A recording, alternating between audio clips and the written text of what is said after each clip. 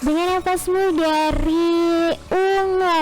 Ini Ungu tuh dulu salah satu band favorit aku pada zaman nih ya, pada zaman SD SMP deh kalau nggak salah. But anyway nih ya Smartizen, kalau lagi nginget-nginget masa-masa lalu gitu ya, jadi inget juga beberapa hari lalu kita baru aja memasuki hari kemenangan ya Smartizen. Jadi rasa-rasa dan vibes lebarannya masih ada nih. So that's why I just wanna say mohon maaf lahir dan batin ya Smartizen kalau misalkan Ica ada salah-salah kata, dan mewakili seluruh kru Kumadai yang bertugas, kita mengucapkan minal aidin wal faizin. Semoga Ramadan tahun ini semua ibadah yang kita lakukan diterima sama Allah ya Smartizen gitu kan. Dan selama bulan Ramadan juga aku rasa Ramadan adalah momen-momen yang pas banget gitu ya untuk kita selalu beribadah, memupuk ibadah kita lagi semakin baik gitu kan. Karena kan kabarnya gitu ya, katanya gitu ya, sepengetahuan aku nih ya Smartizen, selama bulan Ramadan itu apapun yang kita lakukan, ibadah yang kita lakukan itu pahalanya berlipat ganda. Yang mana ketika udah memasuki hari kemenangan ya atau bulan Syawal tuh kadang-kadang kita udah mulai kendor lagi tuh ibadahnya gitu ya, ketakwaan kita kepada Allah itu udah mulai kendor-kendor lagi tuh. Padahal selama bulan Ramadan 1 bulan full itu udah latihan gitu kan ya. Harusnya setelah bulan Ramadan semakin kenceng lagi gitu ya ibadahnya dan ketakwaan kita kepada Allah Subhanahu wa taala. Nah, ini sih yang hari ini bakalan kita obrolin nih Smartizen bareng sama guru kita, sama sahabat diskusi kita, sama Pak Ustadz kita nih ya setiap hari Selasa, yang pastinya Smartizen udah nggak asing lagi gitu sama sosok yang satu ini, sama Pak Husnan yang kebetulan sudah ada di tengah-tengah kita nih Smartizen. Gimana kalau kita sapa dulu beliau ya? Assalamualaikum Pak Husnan. Waalaikumsalam warahmatullahi wabarakatuh, Mbak Ica. Mohon maaf lahir batin. Sama-sama Pak Husnan. Ya, kepada sekalian juga ya, kepada Smartizen, saya pribadi menyampaikan taqabbalallahu minna wa minkum. Semoga Allah menerima amal ibadah kita di bulan Ramadan kemarin, dan menyampaikan juga mohon maaf lahir dan batin. Sama-sama. Alhamdulillah sehat. Alhamdulillah sehat. Keluarga sehat Pak Husnan? Alhamdulillah sehat. Alhamdulillah. Iya, tolong nanti dititipkan salam mohon maaf lahir batin juga kepada keluarganya ya Pak. Nah, kita ini lagi mau ngomongin itu konsisten dalam beribadah atau bertakwa kepada Allah pasca Ramadan. Kadang-kadang tuh orang beres Ramadan tuh kayak loyo lagi tuh semangat beribadah dan bertakwanya. Betul, gitu ya Pak. Aku tuh juga jadi jadi pengingat dan tamparan tersendiri juga. Kadang-kadang emang Ica juga kalau beres Ramadan mulai longgar lagi tuh beribadah dan bertakwanya gitu. Cuman sebenarnya kenapa sih kita harus tetap konsisten dan tetap teguh bertakwa gitu pasca Ramadan ini gitu Pak? Betul Mbak Ica dan Smartizens, kita biasa ya mengistilahkan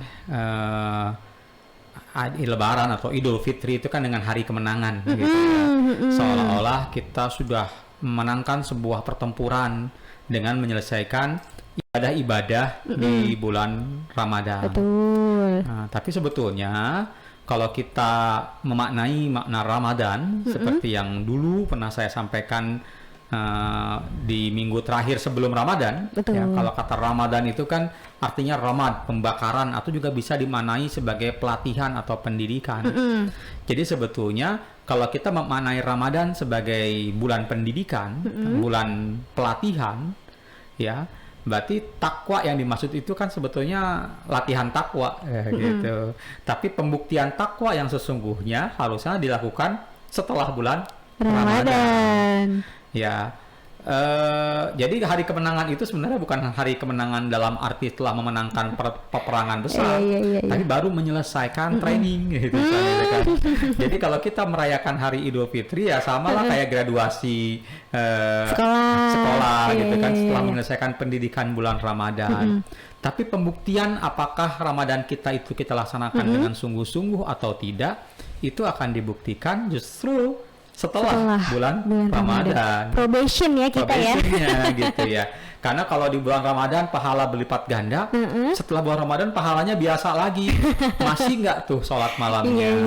Masih nggak tuh puasa-puasa sunnahnya dilaksanakan? Kalau Ramadan wajib puasanya, nah mungkin setelah Ramadan kita bisa laksanakan puasa-puasa yang sunnahnya, gitu. Kalau di bulan Ramadan kita berzakat, zakat fitrah, ya, bahkan dianjurkan juga menunaikan zakat mal di bulan Ramadan. Ya, banyak-banyak berderma, bersedekah, ya. Apakah sedekah dan infak itu juga masih kita lakukan setelah bulan Ramadan? Nah itu, kalau kita mampu, ya, kalau kita berhasil, ya, memaknai Ramadan kita sebagai media latihan, sebagai tempat memupuk keimanan, ya, meningkatkan ketakwaan, maka itu akan terbukti berhasil tidaknya dengan sejauh mana kita bisa mempertahankan ketakwaan tersebut. Betul. Iya, begitu. Oke. Tapi nanti pertanyaannya boleh dijawab nanti sih ya, Smartizen dan Pak Husnan. Ica mau tanya nih, mungkin banyak juga Smartizen yang bertanya-tanya, gimana sih caranya gitu kan mempertahankan atau meneguhkan ketakwaan kita pasca Ramadan atau pasca hari raya gitu. Tapi ditahan dulu jawabannya Pak Husnan. Ada musik dari Geisha dulu yang mau lewat, ada Tuhanku. Balik lagi masih sama Ica di sini di menit 36 di jam 5 sore. Masih ada Pak Husnan juga di tengah-tengah kita ya Smartizen. Semoga Smartizen juga masih terus di tengah-tengah Dia Untirta di 106 FM, atau bisa juga nyalain live streamingnya kamu di 106 Dia Untirta. Mau nyapa dulu Smartizen yang mungkin sekarang lagi di jalan, yang baru pulang dari beraktivitas, pulang dari kantor, pulang kerja gitu ya. Jadi ingat kalau kemarin-kemarin nyapanya mau nyapa dulu Smartizen yang lagi ngabuburit, sekarang udah lewat Ramadannya ya Smartizen ya. Nah dengan lewatnya Ramadan tuh memang kadang-kadang membuat beberapa orang termasuk aku juga mungkinnya jadi tiba-tiba longgar aja tuh beribadah, nggak teguh lagi tuh bertakwa kepada Allah gitu ya. Nah ini dia nih Pak Husnan yang mau Ica tanyain. Kalau sebelumnya Ica nanya gimana caranya biar kita tetap selalu konsisten dan teguh, tapi sebelum ke situ mungkin apa sih Pak faktor-faktor yang bikin orang-orang tuh pada kendor gitu ibadahnya atau takwanya nih? Ya betul. Mbak Ica, betul sekali ya. Sebelum kita belajar tentang cara-cara cara-cara istiqomah ya, konsisten dalam melaksanakan ibadah, terlebih dahulu kita mesti tahu faktor-faktor yang membuat orang itu ibadahnya lemah. Nah, tentu saja faktor-faktor tersebut ya banyak ya, seperti keimanan yang masih kurang, mungkin juga ya lebih melihat bahwa ya ibadah itu lebih seperti beban ya, capek. Tapi memang keimanan manusia itu ada ritmenya. Ya, ada naik dan ada turunnya. Yazid wa yankus. Kadang keimanan itu bertambah, kadang keimanan itu berkurang. Nah, kurangnya iman ini bisa menyebabkan konsistensi ibadah itu juga berkurang. Tapi juga bisa dibalik. Ketika kita tidak ibadah dengan konsisten, iman itu juga berkurang, gitu.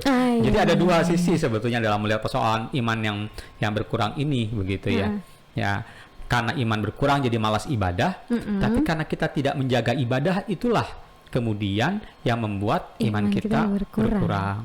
Tapi jauh lebih dalam dari itu, bagaimana cara supaya memastikan iman kita itu tetap konsisten sehingga ibadah kita konsisten. Nah, paling penting ya, kadang-kadang orang tidak memaknai ibadahnya dengan benar. Ya, orang semata memahami ibadah itu ya seperti amalan-amalan, perbuatan-perbuatan atau kata-kata saja yang diyakini itu memiliki nilai pahala.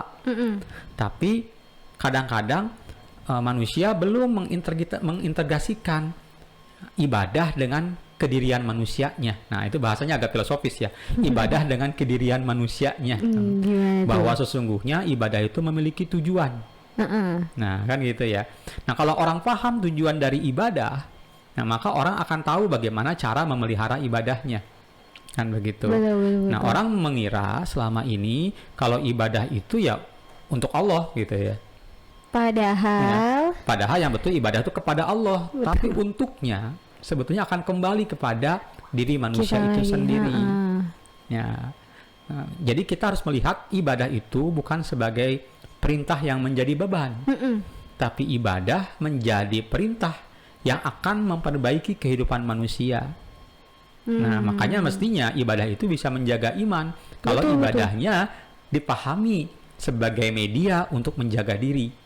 Kalau ibadahnya dipahami sebagai komunikasi spiritual, seperti yang kita bahas dulu ya, hubungan komunikasi antara manusia dengan Tuhan. Bukan cuman pelafalan lafaz-lafaz doa, bukan hanya amalan-amalan, tapi ini betul-betul bentuk komunikasi memelihara hubungan dengan Tuhan. Begitu. Kalau kita memahami ibadah seperti itu, sesungguhnya ya kita akan dengan sukarela melaksanakan ibadah sebagai kebutuhan, bukan lagi sebagai beban sehingga dianggap berat, malas dan sebagainya. Nah, hal ini sesuai dengan definisi dari definisi agama dan definisi takwa. Ya kan? Dulu kita bahas bahwa tujuan Ramadan itu kan meningkatkan takwa. Betul. Ya kan? Kutiba a'udzubillahi minasyaitonirrajim. Bismillahirrahmanirrahim. Kutiba alaikumusiyam kama kutiba alal ladzina min qablikum la'allakum tattaqun. Kutiba, telah diwajibkan, alaikum, atas kalian, asyam, ya, berpuasa. Kama kutiba alal ladzina min qablikum, sebagaimana telah diwajibkan atas generasi-generasi sebelum kalian, kata Allah kepada Muhammad dan kaum Muhammad, kita. Ya kan, la'allakum, agar kalian tattaqun, bertakwa. Nah, sekarang takwa diartikan biasanya orang-orang jumhur ulama mengartikan takwa itu mendekatkan diri kepada Allah, melaksanakan perintahnya, menjauhi larangannya. Nah, lalu ada lagi informasi tentang definisi ad-din. Ya, ad-dinu huwa ma syara'ahullahu ala lisani anbiya'ihi minal awamiri wan nawahi wal irsyadati lis-salahil ibadi dunyahum wa ukhrahum. Ad-din adalah, ya, ad-dinu huwa, ad-din adalah ma syara'ahullahu, segala sesuatu yang disyariatkan Allah, ala lisani anbiyaihi, melalui lisan para nabinya, minal awamiri, berupa perintah-perintah, wan nawahi, dan larangan-larangan, wal irsyadati, dan petunjuk-petunjuk, lis-salahil ibadi dunyahum wa ukhrahum, untuk kemaslahatan hamba-hamba Allah dunianya dan akhiratnya. Nah, ini ada irisan antara pengertian takwa dengan pengertian ad-din. Kalau takwa tadi ada kata-kata perintah dan larangan, ya, mematuhi perintahnya, menjauhi larangannya. Dalam definisi ad-din juga ada awamir wan nawahi, perintah-perintah dan larangan-larangan. Cuman dalam definisi ad-din ini ada kelanjutannya. Untuk apa perintah dan larangan? Lis-salahil ibadi dunyahum wa ukhrahum, untuk kemaslahatan hamba-hamba Allah dunia dan akhirat. Nah, jadi kalau dianggap meneguhkan takwa, kalau takwa sebelumnya hanya melaksanakan amalan saja, melaksanakan perintah menjauhi larangan, berusaha beramal ibadah mendekatkan diri kepada Allah, itu takwa sebagai proses. Tapi takwa sebagai hasil adalah kemaslahatan manusia. Jadi bagaimana kalau kita teguhkan takwa itu? Takwa kita tuh berimbas kepada kemaslahatan manusia. Baik diri sendiri maupun orang lain. Nah, jadi itulah yang membuat kita akan teguh beribadah, akan konsisten beribadah ketika kita memaknai bahwa beribadah-ibadah itu memiliki tujuan kemaslahatan. Maka bolehlah dikatakan ibadah itu sebagai nikmat, bukan sebagai beban. Gitu. Selama kita melihat ibadah sebagai beban, itu berat, bangun subuh dingin harus kena air gitu kan ya. Punya hadas kecil harus berwudu. Kalau punya hadas besar harus mandi. Wah, itu berat sekali subuh-subuh gitu ya. Tapi kalau kita memaknai ini proses supaya saya jadi baik. Saya ingin jadi orang baik. Ya kan? Dengan sholat kita ingat kepada Allah. Dengan ingat kepada Allah kita senantiasa tahu bahwa diri kita itu dilihat oleh Allah. Maka ketika kita akan melakukan dosa, mau korupsi, ingat ada Allah. Ya kan? Mau marah-marah ke orang, mengumpat dengan kebencian, ingat ada Allah yang maha suci. Kita tuh nggak suci, nggak berhak dong menjas orang lain, misalkan kayak gitu ya.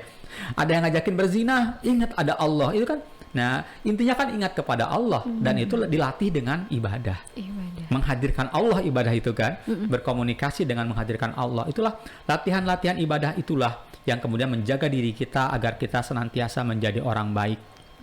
Ya, sehingga kebutuhan menjadi orang baik, kebutuhan berkomunikasi dengan Allah itulah yang membuat kita tetap konsisten memelihara iman kita. Walaupun ini bukan pekerjaan mudah, karena betul. namanya konsisten itu, istiqomah itu harus dilatihkan. Betul, Ya kan? sulit sekali Sama, itu. tapi orang bisa ya diet konsisten. Kenapa sholat nggak bisa konsisten? Ya kan? Padahal sholat Lebih mudah daripada diet. Gitu. Sholat gitu Ada kan. orang konsisten olahraga setiap hari, ya kan, walaupun ada malesnya saya kira ya. Tapi ada orang berusaha konsisten, kenapa tidak kita Padahal sholat juga konsisten? waktunya biasanya lebih panjang, sholat Iya. bisa 5 menit, 10 menit, olahraga 30 menit. Betul sekali, betul. Iya, aduh nih Smartizen ini jadi reminder banget ya buat kita semua kalau misalkan jangan sampai dipupuk di dalam hati dan pikiran kita kalau ibadah itu adalah beban. Justru itu adalah nikmat yang bikin kebaikan juga untuk kita semua dan harusnya juga untuk memberikan kebaikan kepada semua orang atau kemaslahatan untuk semua orang. Mungkin ini nggak sih Cap kan jadinya. Jadi gini Smartizen, biasanya kalau misalkan lagi ngobrol biasa Ica manggil Pak Husnan itu Cap. Captain Jadi udara. keceplosan deh.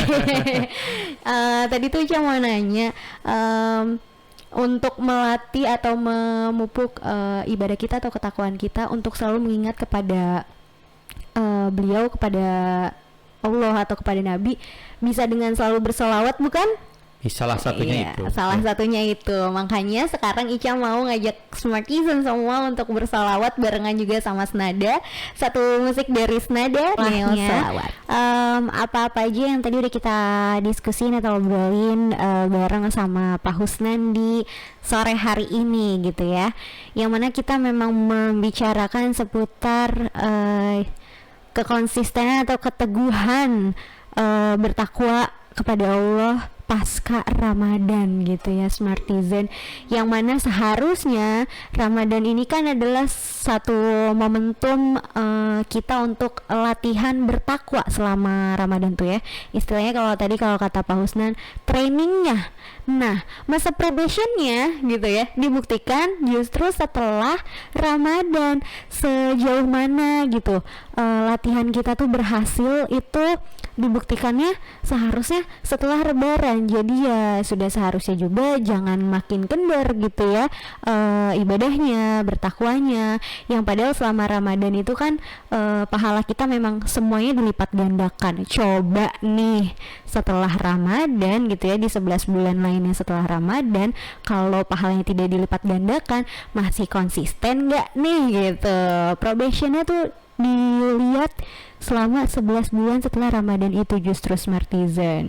Kalau misalkan berhasil tuh ya latihan selama Ramadan, latihan bertakwanya selama Ramadan, ya insya Allah ke belakang-belakangnya juga harusnya tetap berhasil dong ya gitu ya, masa probation bertakwa kepada Allah Subhanahu Wa Ta'alanya juga gitu. Tapi ya kita juga tahu gitu, kita juga sadar banyak dari kita yang justru setelah Ramadan gitu ya, Ramadan usai terus masuk bulan Syawal gitu, dan setelahnya itu malah kendor gitu ibadah dan juga takwanya. Biasanya banyak gitu ya faktornya gitu Smartizen, kayak misal kemampuan atau apa ya, kita tuh kurang untuk mengimani gitu ya, imannya tuh naik turun aja gitu. Namanya manusia ya, kadang-kadang emang suka naik turun gitu. Kalau kita mau menginginkan sesuatu juga kadang-kadang naik turun, kurang konsistensinya gitu, istiqomahnya susah gitu ya. Namanya istiqomah aku tahu itu susah, tapi kalau susah bukan berarti nggak bisa kan ya, kalau kata Pak Husnan tadi gitu. Dan banyak orang juga yang beranggapan kalau ibadah itu adalah beban, jadi agak mager-mager gitu ya, males-males gitu untuk istiqomah dan konsisten menjalankan ibadah dan juga takwa kepada Allahnya.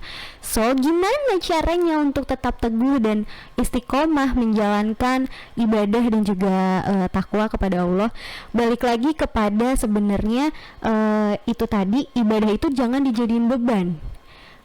Karena sesungguhnya ibadah itu kan juga adalah kebutuhan buat kita Smartizen, bukan kewajiban yang Allah tuh yang butuh kita, tapi justru kita yang butuh Allah dan kita yang butuh beribadah gitu. Dan ibadah juga membuat kita menjadi pribadi yang lebih baik lagi, dan harusnya ibadah juga membuat bermanfaat atau kemaslahatan untuk banyak orang. Jadi mungkin salah satu cara untuk kita tetap takwa, tetap istiqomah beribadah kepada Allah itu dengan jangan menganggap ibadah itu adalah suatu beban. Dan cara lainnya atau cara yang paling gampang banget buat kita nih Smartizen kaum zilenial atau kaum generasi Z dan juga generasi milenial adalah cara bergaul kita gitu. Teman-teman kita, orang-orang terdekat kita itu mesti kita pilih-pilih juga. Kayak ibaratnya kalau suka dengar peribahasa ya, kita tuh bakalan ikutan wangi kalau mainnya sama yang wangi juga. Kalau kita tuh bakalan ikutan wangi kalau misalkan bergaulnya sama yang jualan parfum gitu kali ya mungkin. Jadi pinter-pinterlah dan rajin-rajinlah juga memilah-milah pergaulan nih Smartizen, karena memang di era global seperti saat ini, di era dan generasi zilenial seperti saat ini, kita mesti hati-hati banget untuk memilah-milah pertemanan. Jadi sebisa mungkin pilih bergaul dengan orang-orang soleh gitu ya Smartizen.